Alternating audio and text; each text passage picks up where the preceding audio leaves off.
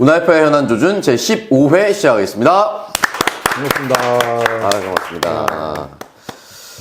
저희 그 주제를 준비해서 몇 가지 이야기 나눠보기 위해서 제 대본 같은 걸 그래도 주제별로 좀 나눠놓지 않습니까? 네. 방송 시작 직전에 한동훈 비대위원장이 총선 승리 후라는 이제 전제를 달긴 했지만 총선 승리 후 제1호 법안으로 의원 정수를 현행 300명에서 250명으로 축소하겠다. 지금 속보가 방금 올라왔습니다. 박수 치실까요? 저 어차피 뭐 다음에 국회의원 출마하는데. 줄든가 말든가 뭐. 근데 이제 이게 바로 한동훈 비대위원장이 얼마나 아마추어인지 네. 보여주는 얘기예요. 네. 그러니까 상당수 국민들이 정치 불신이 높고 그래서 국회의원 수 줄이자 그러면 되게 좋아하시죠. 네. 늘리자 그러면 싫어하시고. 네. 네. 그럼 이제 중요한 거는 어떻게 줄일 것인가. 그렇죠. 어디를 줄일 것인가. 그럼요. 그게 있어야 줄일 수 있잖아요. 네. 그러면 비례대표를 없애자는 건지, 아니면 지역구를 줄이자는 건지 이런 얘기를 해야죠. 그렇죠. 구체적으로 얘기를 네. 했죠. 그러니까 이 사람이 전체적인 숫자만 줄여야지 이렇게 생각했다면 이건 사기입니다. 사기. 전세 사기보다 더한 사기예요. 정치 사기인데. 네. 왜냐하면 그러면 어디를 어떻게 줄이겠다고 하는 보관이 있겠죠. 네. 없어 보이잖아요. 지금은 그냥 무조건 숫자를 줄이겠다는 거 아니에요? 네. 자, 그러면 줄이면 네. 이 제 질문에 답을 해야 됩니다. 어떤 질문입니까? 그러면 대구 경북, 네.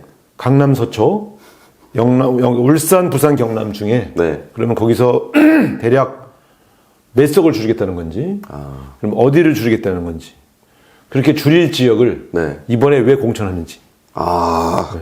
줄일 거면은 지금부터 줄이지. 네. 네. 저는 보면서 얄팍한 포퓰리즘이다. 네. 그러니까 문제는 국회의원 정수가 줄어들면 그만큼 지역구가 늘어났죠. 지역구의 범위가 넓어나잖아요. 네. 그럼 그만큼 국민을 대표하는 대표성이 약화되죠. 무슨 소리냐면 지금 예를 들어 군단이 4개를 대표하는 분이 있어요. 네. 그러면 한동훈 비대위원장식으로 하면 대구 경북 같은 거, 특히 경북 지역은 군 단위를 6개나 7개를 대표하는 의원이 나오게 생기죠. 이제 그렇게 돼요. 지역구를 줄여야 되니까. 네. 어디를 어떻게 7개의 지역구를 어떻게 대표한다는 거예요. 그러니까 이게 현실을 모르고 정수만 줄여버리겠다는 식의 얄팍한 포퓰리즘이죠. 네. 대한민국 국민들이 이런 얘기에 넘어갈 리가 없습니다. 이게 그 전형적인 그 조경태식 방식이거든요. 제가 개인적 감정으로 얘기하는 거 아닙니다. 아니, 개인적 감정이에요. 네. 개인적 감정이에요. 네. 그래서 제가 보면 네. 선거를 앞두고 이렇게 얄팍한 공약을 내거는 것, 네, 절대 국민들이 넘어가면 안 됩니다. 네. 못된 짓이에요, 못된 짓. 저는 네. 완전 연동형으로 가려면 국회의원 정수를 늘려야 한다고 생각해요. 그리고 지금의 지역주의 돌파를 위해서는 저는 이제 심지어 이게 도시와 농촌 사이에 엄청난 그 간극이 있지 않습니까? 네. 계속해서 도시 인구는 늘고 지방은 소멸기 있잖아요. 네. 국회의원 수를 줄이는 방식으로 해결할 문제가 아니라 저는 이제 다음에 개헌할 때 네. 이 문제를 해결하려면 양원제를 해야 된다. 그래서 미국처럼 네. 각 도별로 상원 의원 숫자는 똑같이. 네. 그러면 지역주의가 돌파될 수 있죠. 네. 인구와 상관없이 행정구역을 대표하는 상원 의원들을 두고 네. 동일하게. 미국이 각 주별로 네. 2명씩인가 상원 의원을 주지 않습니까? 그 다음에 하원은 인구 비례로. 네, 그렇게 함으로써 지역주의를 완화하는 네. 그러한 소위 선거구제 개편 필요하다.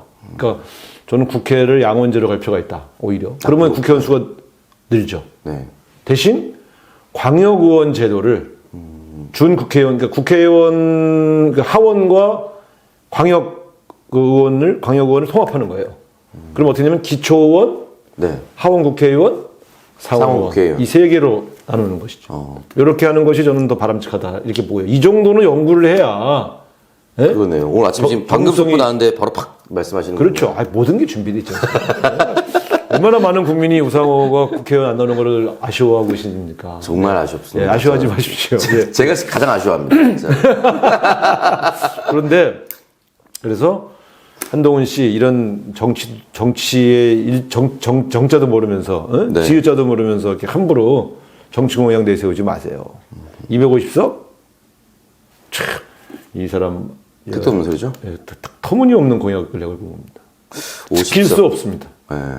현행보다 50석이 줄어드는데 이런 걸 던져서 저도 이런 의원 정수 축소한다는 얘기하는 사람들이 너무 싫더라고요. 스스로가 정치 혐오를 불러일으키는. 그렇죠. 지금 300명이나 있을 필요 없다는 얘기가 전제되어 있는 거잖아요. 근데 그게 총수로 보면 사람이 많아 보이지만 네. 지역구로 가면 국회의원 저도 해보니까 서대문 갑구라고 하는 그 작은 지역구 하나도 전체를 챙기는데 정말 많은 시간과 노력이 필요해요. 그러니까 열심히 일하게 만드는 제도를 도입해야지. 네. 국회의원에 대한 국회의원에 대한 정치에 대한 국민 혐오를 활용해서 오히려 서비스하는 인원을 줄이겠다?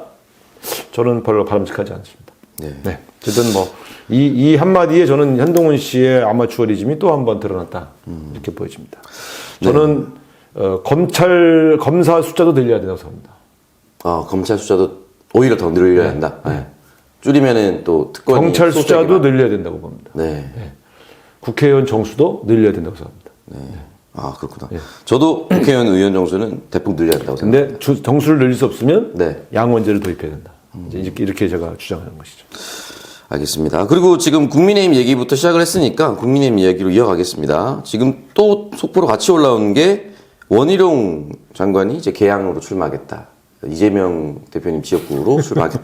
네, 박수 한번 더. 네. 네. 원희룡 낙서 확정입니다. 네. 왜 이러는 걸까요?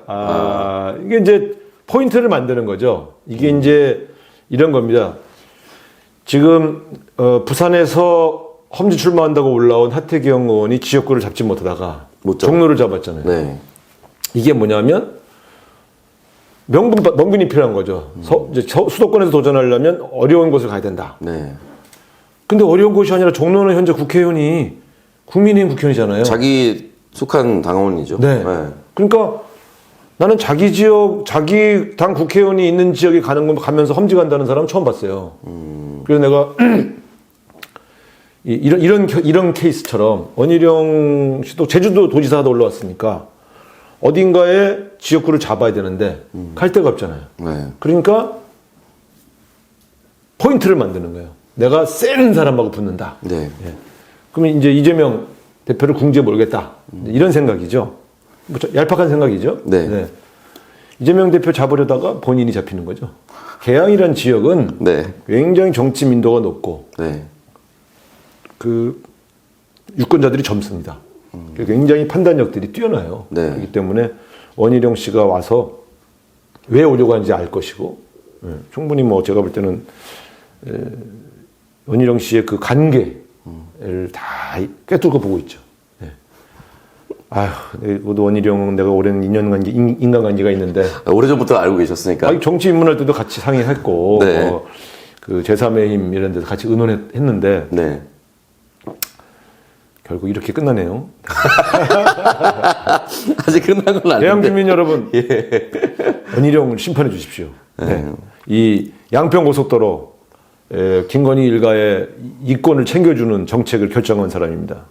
어디서 그 개항 주민들을 욕보이려고 거기를 말이야 우습게 보고 그러니까요. 도전장을 낸단 말입니까? 예. 방금 들어온 뉴스에 대한 저의 논평이었습니다. 아, 네. 자, 어쨌든. 우리 또 방금 들어온 뉴스는 아니지만 며칠 전에 나온 뉴스인데 네. 저희 서대문 가구가 전략공천 지역으로 지정이 됐습니다. 아, 이거는 어떤 의미입니까? 아니 원래 네. 우리 당 당원 당규에 네. 국회의원이 불출마하는 지역, 네. 그다음에 국회의원이 탈당한 지역, 네. 국회의원이 예를 들어 뭐 감옥을 가거나 그래서 의원직을 상실한 그 의원을 활동을 할 수 없는 사고 지역, 네. 이 세 군데는 전략공천 지역으로 결정하도록 되어 있습니다. 네. 근데 사람들이 제가 이번에 전략공천 지역이 굉장히 많다. 그렇게 얘기할 때 기자들이 잘 모르더라고요. 17군데를 지정했습니다. 그만큼 탈당하는 의원과 불출마하는 의원이 많다는 뜻이죠. 네. 이게 얼마나 좋아요. 전략공천 지역이 늘어나면 네. 그만큼 새로운 사람을 많이 데려올 수가 있잖아요. 현역 의원을 일부러 막 국민의힘처럼 일부러 자르지 않아도 네. 우리는 17명의 신인을 영입해서 보여줄 수가 있는 거죠. 현재 우리 당 국회의원은 10%에 해당하는 지역입니다. 그러네요. 얼마나 좋습니까? 안 잘라도 돼요. 못 잘라. 네.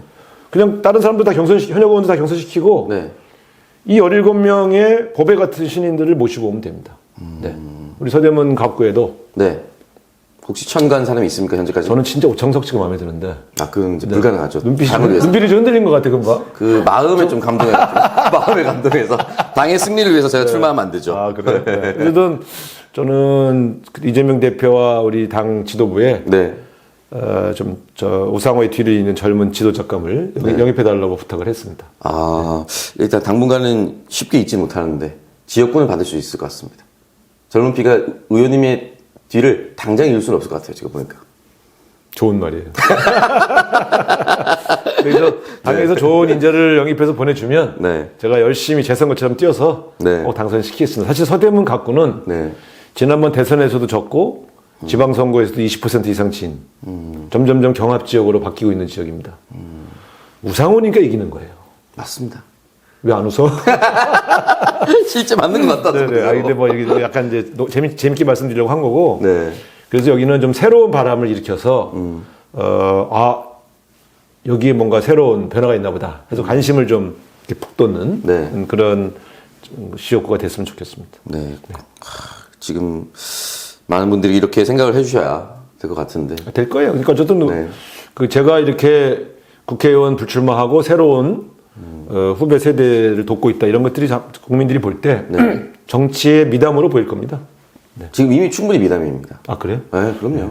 그동안 저를 찾아와서 국회의원 우리 지역에서 하고 싶다고 저한테 고백했던 10분 가까운 지망생 여러분들에게는 좀 마음이 좀 아파요. 사실 그분들은 다 좋은 분들이었거든요. 근데 이 방송을 통해서도 그렇고 의원님이 한결 같이 여기는 전략지역구다 오지 말아라고 말씀을 하셨잖아요. 네. 근데 그분들이 기어코 오겠다라고 얘기를 해서 그분들이 그냥 알아서 하고 있는 거잖아요.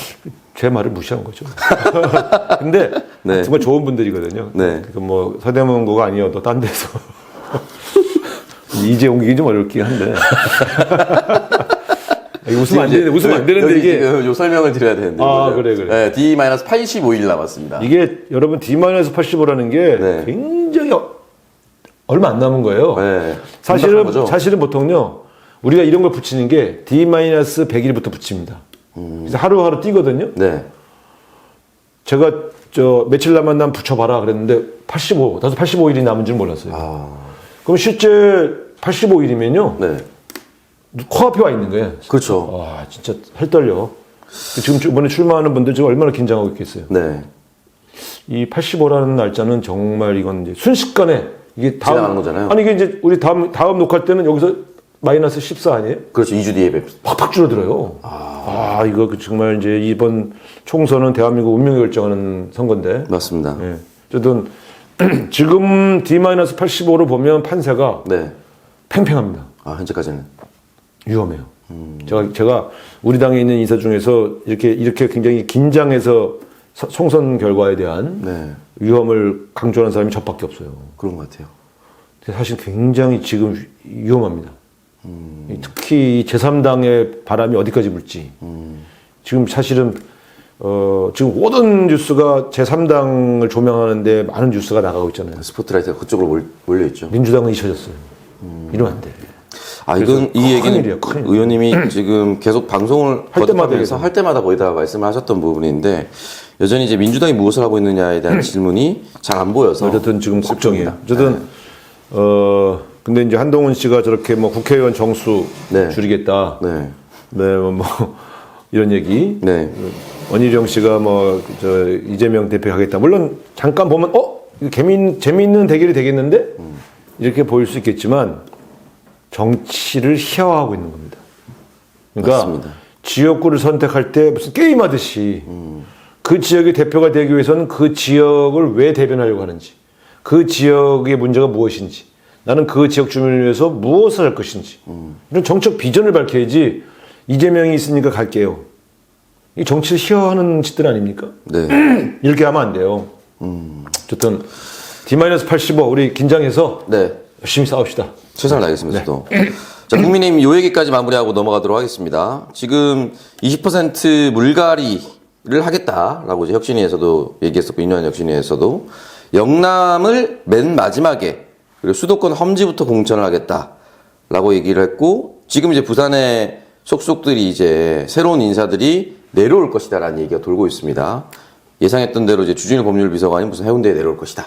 원래는 뭐 수영이었는데 지금 장해찬 전 청년 최고가 수영구에 출마하겠다라고 얘기를 했고 자기들끼리는 어느 정도 이제 물갈이가 진행이 되고 있는 것처럼 보이는데 근데 제가 한 가지 물어볼게요. 장해찬 씨랑 친하니까. 네네. 아니, 맨날 패널 같이 하면서 봤잖아요. 네. 근데 장해찬 씨가 지금 지도부 아닙니까? 네. 최고위원이죠? 전 최고위원이니까 이제 비대위 체제를 들어서 비대위 체제. 따지면은, 어쨌든 네. 전 최고위원. 네네. 어떤 지도부 출신이잖아요. 네. 그리고 어쨌든 젊은 사람 중에서는 윤석열 대통령을 보호하고 옹이하는 네. 예, 그런 선봉대 아닙니까? 그렇습니다. 홍의봉이죠. 이런 분은 서울 나와야죠. 아, 부산으로 가면 험지입니까? 양지바른 꿀 지역구죠. 그러니까. 네.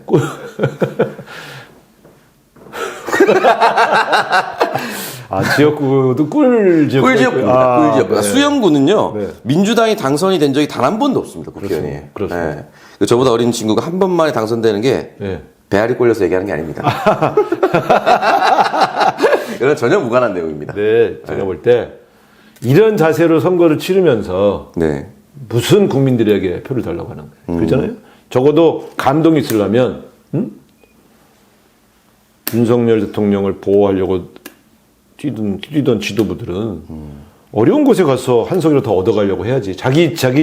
국회의원, 자기 당 국회의원이 있는 지역에 가서 지도부 출신이 가서 표를 지역구 내놓으라고 못된 짓입니다. 그래서 저는 이거는 전 있을 수 없다고 생각해요. 네. 젊은이가 아니에요, 제가 볼 때. 노예한 정치냐, 노예한 정치. 무조건 내가 당선될 수 있는 곳으로 가는 그런 노예한 정치를 국민의힘이 현재 보여주고 있다. 그러니까 보세요, 여기서 드러나는 거예요. 윤석열 대통령과 친한 사람들은 전부 꿀 지역구로 가고, 네. 그 다음에 기존에 열심히 그 지역을 갈고 닦은 사람들은 이제 떠나라. 네. 지금 그렇게 가는 거 아닙니까? 지금 그렇게 정확하게 가고 있죠. 지금 예를 들어 홍성 예산에 홍문표 의원이 있는데 네. 강순규 수석이 마포 지역구를 버리고 홍성 예산으로 갔잖아요. 원래 마포갑이었었죠. 마포갑. 네. 마포갑이 연고가 있으면 마포갑은 노웅래 원적 아닙니까? 네. 열심히 싸워서 거기서 한 석이라도 더 가져가겠다 이런 생각보다는 열심히 그 지역을 가고 닦은 홍성 예산에 홍문표 그 삼선 의원을 사선인가요? 그분을 제끼고 자기가 받겠다. 네. 그 대통령 오른팔 왼팔들이 전부 이런 짓을 하고 있는데 이게 그 용납이 되겠어요? 안 되죠. 쇄신이 아니죠. 그리고 쇄신 같은 소리 하고 있네. 어려운 지역에 가서 또 싸워주는 게 윤석열 대통령을 도와주는 일이지. 네. 자기 지역 국회에 있는 지역의 실세들이 윤석열 오른팔 왼팔들이 가서 해먹겠다고 하는 게 그게 무슨 혁신이고 쇄신이. 한동훈 비대위원장이 이런 걸 안 말리잖아요. 네. 그러고서 뭐 의원 수를 줄여? 쓸데없는 소리 하고 있어. 어쨌든 노회한 공천을 국민의힘이 시작을 하고 이게 있다라고. 망한 거예요. 이게 보면 이제 한동훈 위원장이 지금 전국을 다니면서 자기는 붐을 일으키고 공천은 누구한테 맡겼어요? 이철규.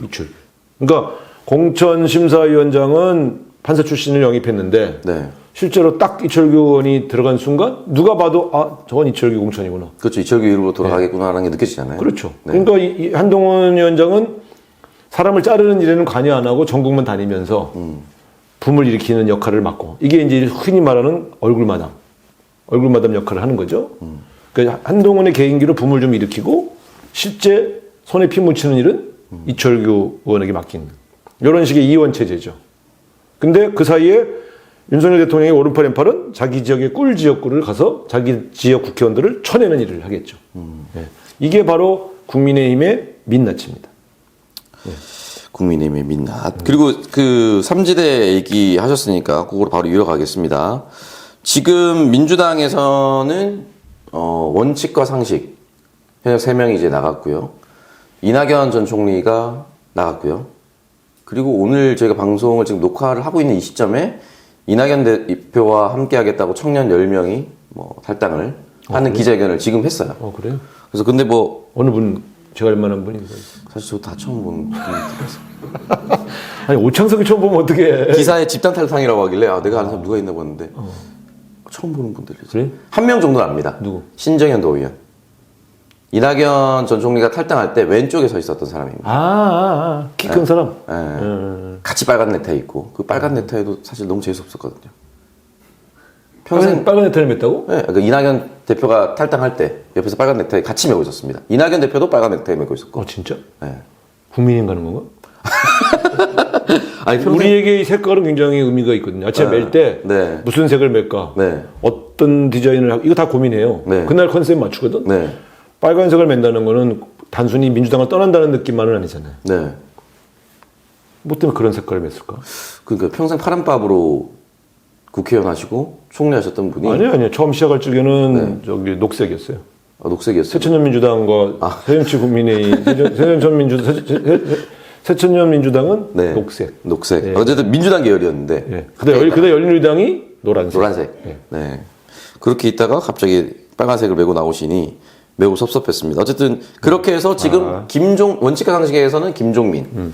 그리고 개혁신당이라고 이제 이름 발표하고 역시나 지금 저희가 녹화를 하고 있는 이 시점에 이준석 개혁신당은 그 상징색을 약간 주황색 비스무리한 그런 색깔로 이제 선택을 해서 얘기를 공표를 했고요.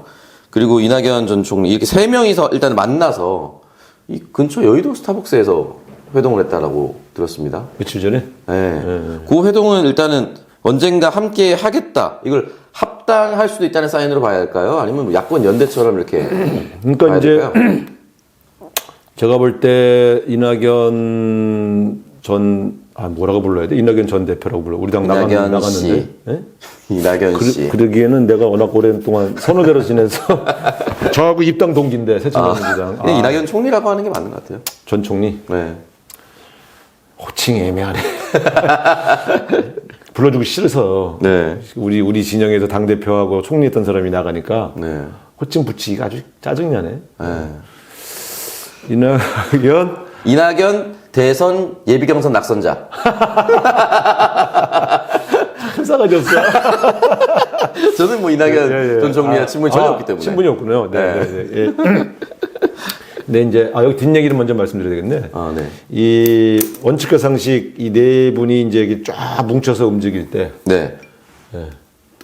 제가 이제 조응천 의원을 설득하는 조가 있었어요? 예. 이제 뭐 당 지도부들이 정해준 게 아니라 네. 자발적으로 이렇게 묶여서 막 만나고 다니는 사람들인데 저는 이제 윤영찬 설득조, 임종석, 고민정, 우상호는 이제 윤영찬 설득조. 그러니까 조를 짰다기보다는 그렇게 자연스럽게 네. 관계를 가지고 만나서 나가지 마라. 한 열흘을 매달 같이 술도 마시고 그 참 눈 오는 날 북촌 쪽 어디서 네. 막걸리 마시면서 계속 붙잡고 너무 고민이 많더라고. 근데 이게 이런 거예요. 그 사람들이 막 나가려고 하는 게 얄미워도 당은 통합을 하게 되기 때문에 말려야 되는 거야. 네? 내가 2015년도에도 국민의당 탈당한 사람들 다 붙잡고 다녔어, 말렸어. 가지 마라. 네. 안 된다. 물론 내 말 듣고 남은 사람이 어디 없었지만은 있었구나 나중에. 네. 있었어요? 네. 이름을 얘기하면 안 되는 박영선 의원. 내가 나중에 경선할 줄 모르고 그때 왜 말렸는지. 왜 말렸는지. 보냈어야 되는데. 근데 그랬으면 컸어요. 수도권이 흔들리거든. 그래서 이제 여러분들 보면 저 사람 나갔으면 좋겠다 그래도 막상 나가잖아요. 네. 쫙 밖에서 움직이면 민주당에게 피해를 주는 거거든. 그러니까 그런 걸 막으려는데 어쨌든 윤영천 의원은 현근택 때문에 남은 게 아니고 이런 과거에 원래 같이 해왔던 네. 정치 입문을 권유했던 사람들이에요. 저도. 그렇기 때문에 책임을 져야 될 것 같아서 만나서 상의도 하고 고민도 들어보고 그리고 그런데 지금 판단이 굉장히 중요하다. 비주류 활동하는 거? 그럴 수 있다. 근데 비주류 활동이라는 것은 1단계 전략을 짜서 하다가 네. 안 되면 2단계로 넘어가는 거지. 1단계 투쟁하다가 나가는 게 어딨냐. 그렇지 않습니까? 네. 김상현, 정대철 이런 분들이 평생 비주류했어요. 김대중 대통령 시절에. 네. 그때 건너가 뭐 이런 분들이 얼마나 얄미웠겠어. 동교동 직계들이. 그래도 그분들 같이 밥 먹고 어울리고 설득하고. 그래서 전당대회 때 비주류 하다가 딱 끝나면 다시 힘을 합치는 거예요. 정대철, 김상현 이런 분들이 김대중 대통령 당선에서 뛰었잖아요. 네. 경선은 경선대로 하더라도. 네. 근데 그러나서 끝나면 또 비주류 한다고. 얼마나 얄미워. 그래도 당을 나가질 않는다고. 그러니까 이제 그런 측면에서 이제 앞으로 멀리 보면 탈당하면 그거는 정치적으로 옳지 않은 거다. 그런 얘기를 꽤 했죠. 근데 어쨌든 근데 이제 뭐 현근택 씨 문제가 생기니까 탈당을 안 했다. 참 공교롭게 그 시기에 겹쳐서. 번거로운 거죠. 네. 그렇게 비판하시는 분들을 보면서 나도 서운하더라고. 설득했던 나 같은 사람 입장에 보면 그 전부터 충분히 설득을 했었는데. 네, 정치인의 고민이라는 게 꼭 무슨 그런 공천만. 네. 그러니까 아니 그럼 나가면 네. 국회의원 될 수 있어요? 안 되죠. 당내에서는 경선이라도 하면 이길 수 있는 기회가 있잖아. 네. 나가면 민주당 아닌 국회의원이 민주당 그 수도권에서 민주당이 아닌 사람이 어떻게 당선될 수 있어? 불가능하죠. 그러니까 사실 지금 탈당한 3명은 네. 국회의원을 포기한 거예요. 그러니까 그래서 제가 볼 때는 그럴 이유가 있냐? 똑같은 거죠. 이낙연 대표 탈당해서 뭐 하는 거예요, 도대체? 끝난 거예요, 정치 인생. 아니, 나가서 뭐 할 거예요? 국회의원 불출마 선언을 했는데. 결과적으로 지금 보세요. 그분들이 네. 이준석한테 매달리고 있잖아요. 원칙과 상식 3분하고 이낙연 대표가 지금 하고 있는 걸 보라고 뭐예요? 이준석한테 매달리고 있잖아요. 같이 해달라고. 그 이준석이 설 전에는 안 되겠는데 튕기잖아요. 이게 부끄럽지 않습니까? 아니 민주당 이재명 대표 밉다고 나가서 결국 고작 하는 일이 이준석한테 매달려요? 나는 말이에요. 이거는 무슨 정말 자존심이 상해서. 네. 그래서 사실은 저는 이 정말 아주 이 지금의 정치 행태들이 아주 저는 이 꼬락서니들이 너무너무 속상합니다. 근데 잘 될 거냐? 네. 성공 가능성이. 잘 될 수가 없잖아요. 그렇죠. 예. 제가 늘만 새로운 정당이 성공하려면 성공한다는 거에서 기준은 원내 교섭단체를 구성하는 겁니다. 그러면 그렇죠. 국민의당이 그때 원내 교섭단체를 구성했잖아요. 네. 그 엄청난 바람이 일으킨 거예요. 30여 석이었으니까요. 넘었죠. 40석 가까이 돼. 47석이었나? 37석이었나? 그러니까 굉장히 많이 얻은 거예요. 네. 자, 지금 나간 제3정당이 네. 자, 봅시다. 누구 합친대요. 지금 원칙과 상식이 이제 미래대연합이라고 했으니까. 나 요즘 왜 이렇게 실소가 나오는지. 원칙과 상식 이원우, 김종민, 조홍천 플러스 정택은 정의당의 박원석. 이렇게 미래대연합 축이 하나 있고요. 그다음에 개혁신당이라고 이름을 명명한 이준석 천하람 쪽 한 축이 있고 아직 당명이고 뭐고 하나도 안 보이는 이낙연 총리 세력 정도로 보시면 일단 이준석 씨를 빼놓고요. 네네. 합쳐질지는 모르니까 네. 이낙연 신당 플러스 원칙과 상식 네. 플러스 박원석 등 여기만 놓고 볼 때 네. 이분들이 선거를 통해서 원내에 들어올 수 있는 가능성 있는 분들이 누구일까? 얼마나 될 거냐? 안 보이는데. 자, 이름 최성, 여기 덕양, 여기 네. 고향 시장이었고요. 여기 한준호 의원 지역이에요. 아, 안 되죠. 한준호 의원이 질까요? 최성 씨한테 제3당으로 나왔는데 네. 안 될 겁니다. 네. 또 누가 있죠? 신경민. 여기는 영등포. 영등포을 네. 김민석. 네. 예.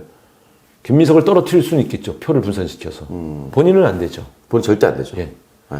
자, 지금 또 이름 계속 해봐요. 박원석 어디로 가지? 그래서 수원에서 떨어졌습니다. 심지어 출마했는데 민주당 후보가 이겼어요.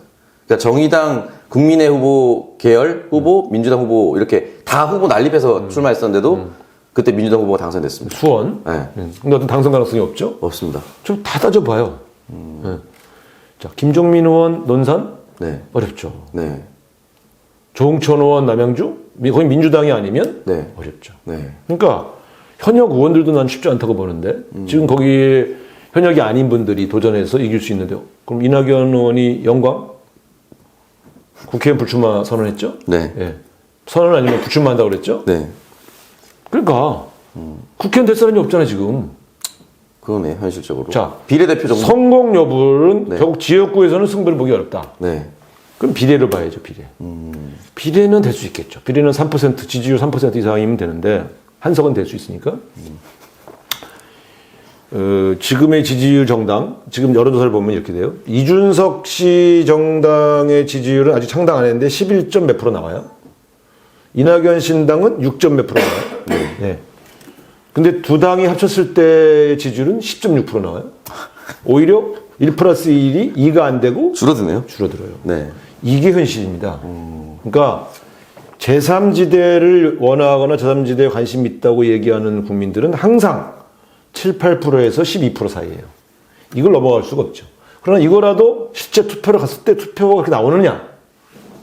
안 나오죠. 왜냐하면 여기서는 투표 기권층이 많아요. 네. 그렇기 때문에 성공 가능성이 높지 않다. 비례대표 몇 명은 될 수 있겠죠. 그런데 그런 측면에서 저는 이 정당이 과연 성공할 수 있느냐? 어렵다. 제3정당이 성공하려면 아주 참신하고 유력한 대선 후보가 하나 있어야 된다. 네. 그래야 미래 투표를 하거든요. 네. 그 그 당을 상징하는 사람. 저 사람 때문에 저 당 찍을래. 네. 예, 이런 게 있지 않습니까? 그런 게 있어야죠. 그러니까, 나는 허경영이 좋아. 그래서 저 당 찍어. 이런 것처럼. 네. 이 정당을 상징하는 사람이 있어야 돼요. 그게 대선 후보든 상징. 두 번째, 세력이 있어요, 세력. 세력이라는 건 뭐냐면, 출마 예정자. 저 정도면은 원내 집선체가 되겠는데?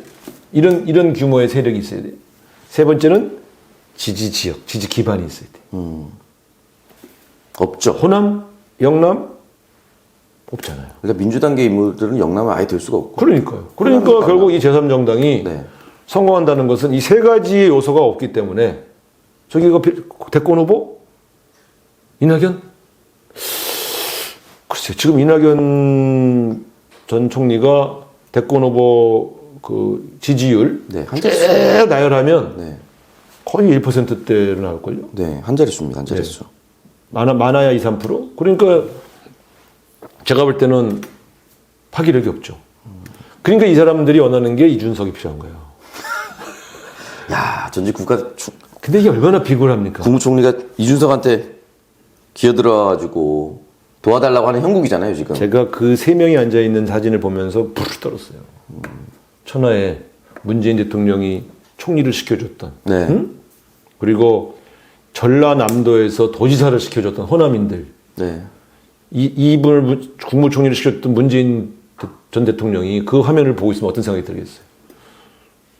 한 나라의 재상을 한 사람이 네. 야권의 이준석 눈치를 살살 보면서 같이 해달라고. 그때 이준석 씨의 표정 봤어요? 눈동자? 오른쪽을 봤다가 왼쪽을 살짝 봤다가 다시 오른쪽 봤다가. 주로 이낙연 씨를 안 봐요. 난 자존심 되게 상한데. 그래서, 뭐 하려고 저런 굴욕적인 그러니까 왜? 자리를 하나. 그래서 저는 이 정당은 은근히 실패하기를 바라는 마음도 있는 건 사실이지만, 네. 객관적으로 저의 모든 경륜과 경험을 쭉 종합해 볼 때도 성공 가능성이 없다. 민주당을 망하게 할 수는 있다. 좀 불편하게. 저 사람들이 떨어져도 좋다는 생각으로 네. 수도권 전역에 후보를 내면 네. 3, 4천 표에서 5천 표 가져가잖아요. 경합 지역에서는 다 민주당 그럼 우리는 네. 솔직히 말씀드리면 3, 4천 표 차이로 이긴 지역이 수도권에 20군데가 넘어요. 지난번 선거 때. 네. 아슬아슬하게 이긴 거예요. 네. 여기 후보들 다 내면 위험한 지역이 생겨요. 그럼 결과적으로는 윤석열 도와주는 거지. 그렇죠. 무슨 제3지대야. 윤석열 도와주는 지대지. 난 그래서 이게 정치라는 거는 나의 본심, 나의 취지와 무관하게 결과로 이적 행위가 되는 경우가 많아요. 그래서 나는 이거 왜 이런 반역사적 행위를 하는지 잘 모르겠어요. 그래서 실패 가능성이 크다. 그러나 우리 민주당에 올 수 있는 피해를 예측하면서 대응해야 된다. 정확한 분석입니다, 역시. 대응해야 돼요. 네. 그냥 하든지 말든지 모르겠다. 이러면 안 돼. 네. 저쪽에 명부도 또 뺏어야 되고. 네. 어디 출마하는지를 조금 다 미리 사전 조사를 할 수 있으니까 네. 그걸 봐야 될 것 같고요. 그리고 지금 배지가 없는 정당들도 일부 있습니다. 먼저 금태섭 플러스 류호정.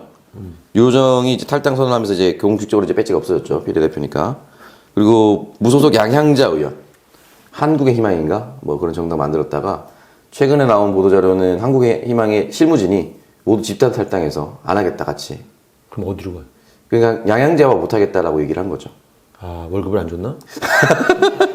뭐 독단적인 행태로 뭘 했다 이렇게 얘기를 하는 거 보면 아마 양양제 의원도 이 정당을 쭉 끌고 가려고 하기보다는 어떻게든 다른 정당이랑 비벼서 합당하려고 하는 모양새를 취하고 있으니 그 당직자들이 화가 나지 그렇죠. 않았나. 양양자 의원 혼자서 그 정당을 계속 10년만 년 이끌어가기 좀 어렵죠. 결국은 불가능하죠. 다른 데와 연합을 하면서 한 번 더 네. 비례대표든 모든 의석을 갖는 것을 목표로 하겠죠. 근데 지금 보세요. 거기에 가신 분들 중에 상당수가 비례대표를 꿈꾸고 있을 거 아닙니까? 네. 그러면 어떤 일이 벌어질까요? 비례의석이 될 수 있는 가능성을 최대 3석 이하라고 본다면 네. 비례대표를 받고 싶어하는 사람이 거의 한 10명 되는 것 같아요. 네. 암투가 벌어지겠죠. 네, 난리 나겠죠. 그럼 취해지겠죠. 네. 네. 또 망하겠죠. 이게 네. 이게 항상 이런 게 있어요. 이 대한민국에서의 이 좀 비극인데 데뷔작이 대표작으로 끝나는 경우가 많아. 그러니까 데뷔할 때 스포트라이트 받았는데 금방 망해. 왜? 추악한 그런 정치적 야욕이나 욕심들을 절제하지 못하고 싸움이 붙어버리면 주도권 쟁탈전. 그러니까 당에서는 주도권 쟁탈전. 누가 당대표를 하느냐. 갖고 싸우거나. 그 다음에 공천 할 때 소위 말하면 지분 몇 퍼센트 가져갈 거냐. 공천. 되지도 못할 텐데도. 그래도 싸우게 돼 있어요. 그 다음에 될 가능성이 있는 건 비례대표잖아요. 여기서 가장 치열한 암투가 벌어지죠. 결국 이런 게 남은 거예요. 정당의 추악한 이제 말로는 거기서 끝나거든요. 네. 그래서 욕심 때문에 이제 싸우기 시작하면 아까 제가 울컥 웃었잖아요. 네. 웃었을 때 대목이 미래 대연합, 새로운 미래. 네. 난 그 미래가 보이거든요. 아, 어떤 미래가 예. 될지 뻔히 보이니까. 그래서 웃음이 나왔어요. 예. 그리고 요건 좀 의외였습니다. 김영남 의원 같은 경우는 지난 대선 때 이준석을 그렇게 욕했거든요. 심지어 그 생방송 개표 방송에서도 실시간으로 이준석 대표를 욕하면서 한 당의 대표가 어떻게 이렇게 대선 후보를 막을 수 있냐라고 이준석을 욕했는데 지금 이준석 개혁신당에 합류하기로 했습니다. 왜 그런지 모르세요? 공천 못 받을 것 같아서. 아니 김영남 씨가 네. 벌써 몇 번 싸웠던 그 지역에 네. 박문경 대통령 오른팔을 보냈잖아요. 네. 아니 그럼 나가는 소리지. 네. 그리고 아니 참 장관 구세청장 잘하던 사람들을 네. 예? 잘라 내보내. 그렇죠. 강제로 내보낸 거죠, 수원에. 어떻게 있어요? 그 새로운 사람을 그걸 보내면 그 사람들을 전략 공천하겠다는 의도가 다 드러났는데 김영남 씨가 어떻게 남아 있을 수 있겠어요? 나갈 수밖에 없죠. 근데 잘린 다음에 나가는 것보다는 지금 한창 뜰 때 네. 같이 합류하는 게 훨씬 더 낫죠. 그리고 지금 안철수 의원의 측근, 뭐 장제원 의원의 측근이라고 하면서 보좌진이 개혁신당에 합류했다라고 이준석 대표가 언론 플레이를 했어요. 물론 이제 보좌진도 합류할 수 있는데 워낙 그 어르신들만 모시다 보니 젊은 사람들도 함께 한다. 또는 다른 사람과 일했었던 국민의힘에서 어느 정도 힘이 있는 사람과 함께하는 보좌진이 한다. 이런 이제 언론 플레이를 한 것 같은데. 희한하네. 보통 보좌진 합류하는 언론 공개 안 하는데. 저 매번 이제 이 사안을 다루면서 방송에서 우리 국회에서 이제 보좌진 분들이 굉장히 중요한 분들인데 그럼요. 보통 보좌진들이 합류하는 걸 영입인사로서 기사로 내는 건 거의 못 봤어요, 저는. 그렇죠. 보좌진들이 뭐 정치적인 역량이 부족하다 이런 게 아니라 네. 보통 그건 이제 다른 문제잖아요. 주목받을 만한 인사들 네. 이렇게 공개하지. 네. 어쨌든 이제 조금 누가 들으면 알만한 사람들이 왔다 이렇게는 하는 경우가 있지만 보좌진들이 왔다고 발표하는 경우는 좀 드문 경우죠. 그래서 저도 이름 찾아봤는데 정말 다 처음 보시는 분인데 그래서 안철수 의원 나도 우리 보좌진들 좀 챙겨봐야 되겠네. 왜냐면 이게 정보가 셀 수 있습니다. 내가 불출마 선언했으니까 네. 때는 요때다 하고 또 글을 사악할 수 있어. 그쪽으로 가지는 않겠죠. 어차피 이제 의원님 임기 끝나시면 민주당 쪽 분들과 일하시지 않을까요? 그렇게 저도 추천을 해야죠. 여기 추천해주세요. 해주셔야 다 근데 아마 이제 유능한 분들이잖아요. 우상호 의원실에 있었다. 네. 그러면 조금 아마 약간 프리미엄. 더 프리미엄은 아니지만 왜요? 그래? 그거 한번 좀 들여다볼 가능성이 있죠. 네. 저하고 친한 의원들은. 네. 네. 아니면 그 형 밑에서 뭘 배웠겠어. 그렇게 생각하시는 분들은 없을 것 같아요. 불리기 할 텐데. 예. 네. 그 나중에 이제 보좌진 분들이 나중에 그 6월 이후에 이제 제보를 좀 해주셨으면 좋겠습니다.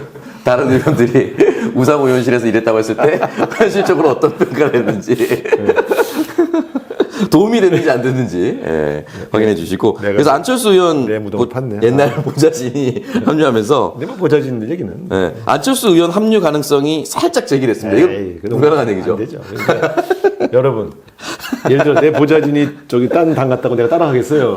그건 아니죠. 네. 그거는 좀 다른 사인이다 먼저 갔다 이런 건 너무 확대 해석이죠. 아니죠. 그러니까 저기 안철수 의원은 그 분당 고집했고 그래서 김은혜 전 의원을 옆 지역으로 보내고 그래서 거기 뛰려고 했던 박민식 의원이 법무부 장관이 영등포로 갔잖아요. 김민석 의원. 그래서 이거 내가 재밌는 얘기 해줄게요.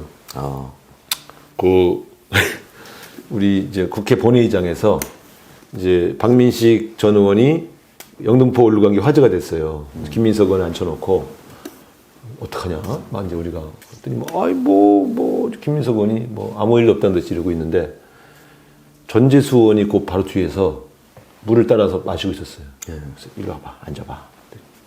박민식 의원을 전재수 의원이 이겼으니 그 박민식 의원을 이길 수 있는 비법을 네. 김민석 의원에게 전수해 줘라. 좋은 거죠. 전재수 의원이 한 말이 거기는 내가 한 2번 가서 네. 재수야 민식아 너 거기 왜 와 있노? 왜 와 있노? 이렇게 몇 마디 하면 되지 않을까요? 다시 내 쪽으로 와라 이렇게 하면 되지 않을까요? 그래서 우리가 박수를 쳤어. 그거 괜찮은 아이디어니까 전재수 의원이 한 바퀴 돌면서 네. 저 사람 나한테 진 사람인데 여기 왜 와 있습니까? 이렇게 얘기하면 부산에서 져서 영등포 올라온 거야? 네. 이렇게 될 것이다. 전재수 의원이 아주 한 칼 탁 이래하게 이거는 김민석 후원회장이라도 이렇게 전재수 의원이. 근데 이게 굉장히 중요한 얘기인데 네. 사실은 이 박민식 의원이 보훈처 장관을 했으니까 장관 출신 왔다고 막 좋아할 거 아닙니까? 네. 보수층에서도 중도층에서도 저 사람 뭐지? 신인용만 일단 기웃거리죠. 근데 전재수 의원이 저는 부산의 어느 지역 국회의원인데 나한테 2번 떨어지고 좀 저 사람이 여기 왔습니다. 이렇게 얘기하면 네. 영등포 주민들이 자존심이 확 상하죠. 그렇죠. 야, 부산에서 그 국민의힘의 아성인 부산에서 떨어진 사람이 2-3번 떨어진 사람이 갈 데 없다고 영등포 올라와? 이렇게 되는 거예요. 네. 그래서 우리가 아주 그 박수를 친 적이 있습니다. 전재수 의원의 활용 방안이 영등포까지 이제. 그래서 전재수 의원의 가치가 확 올라왔어요. 네. 안 그래도 전재수 의원이 첫 번째 당선될 때 부산에서 55%인가 받았거든요. 뭐 거의 불가능한 득표라고 저는 생각이 드는데 나와서 한번 질러주면은 김민석 의원이 큰 도움 되겠죠. 그렇죠. 그러니까 부산에서 56%, 55%로 네. 박민식을 꺾었다. 네. 그럼 박민식은 부산에서는 네. 난 사실 뭐 친한 사이인데 네. 옛날에 상임위도 같이 했고 그러나 네. 부산 시민들 그 부산이라는 지역구에서 서울서 우리가 좋은 지역구라고 그래도 55% 56% 이렇게 득표하기가 쉽지 않아요. 맞아요. 근데 55, 6대 40 몇 프로를 했다고 그러더라고. 네. 그러면 그건 굉장히 크게 이긴 거거든. 맞습니다. 엄청 크게 그러면 이겼죠. 전재수 의원이 훌륭해서도 이겼지만 박민식 의원의 평가가 안 좋다는 거예요. 그런 측면에서 그런 분을 장관을 시켜서 세탁을 해서 영등포로 보내? 영등포 주민들 혹시 보고 계시면요. 그 영등포 을이 네. 그런 분들 모시는 하치장이 아니잖아요. 맞습니다. 이게 그 정치를 너무 가볍게들 보는 것 같아. 알겠습니다. 자, 오늘 어쨌든 15화 진행하면서 국민의힘 얘기, 제3지대 얘기, 민주당 얘기를 조금 더 긴장해야 된다. 그 얘기까지는 나눠봤습니다. D-85. 참 긴장됩니다, 지금. 무겁게 받아들여야 되는. 지역에 있는 후보자들은 지금 뭐 네. 엄청 쫄리죠. 네. 특히 경선까지 해야 되는 지역들은 네. 이중의 부담이 있거든. 네. 실제 선거는 본선보다 심리적으로는 경선이 더 힘들어요. 저는 6번 나가면서 경선을 한 번도 안 해봤는데 진짜요? 한 번도 안 해봤어요? 누가 저한테 도전을 하겠어요? 누가 도전을 하겠어요? 근데 경선하는 동지들을 이렇게 보면 너무 힘들어하더라고. 왜냐하면 같은 당 동지랑 하니까 네. 비방할 수도 없고, 뭐 그렇다고 칭찬할 수도 없고. 끝나고 또 잘 안 도와주시더라고요. 그러니까 이제 그 마음은 상하고, 그러니까 마음 고생들을 많이 해요. 그러나 민주주의는 어쩔 수가 없습니다. 그런 경선을 통해서 우리 당원들의 선택을 받고, 그리고 또 본선에서 그 경쟁력을 가지고 또 이겨 나가야 되겠죠. 어쨌든 이번에 지금 많은 동지들이 지역에서 뛰고 계신데 아주 민주적이고 아주 이 효과적인 또 붐을 일으키는 경선을 통해서 많은 주민들의 관심을 끌고 또 그러고 나서 결과에 승복하고 함께 도와주는 그런 멋진 민주당 당원이시기를 바라겠습니다. 자, 알겠습니다. 저희가 그 2월 설 전에 또 한번 뵙고 또 85 숫자가 확 줄었을 때 또 이제 뵙도록 하니까 그때 또 민주당이 조금 더 달라진 모습과 여러 가지 변동이 있지 않겠습니까? 네, 그것도 다뤄보도록 하겠습니다. 자, 그러면 우나이퍼의 현안 조준 15화 여기서 마무리하겠습니다. 고맙습니다.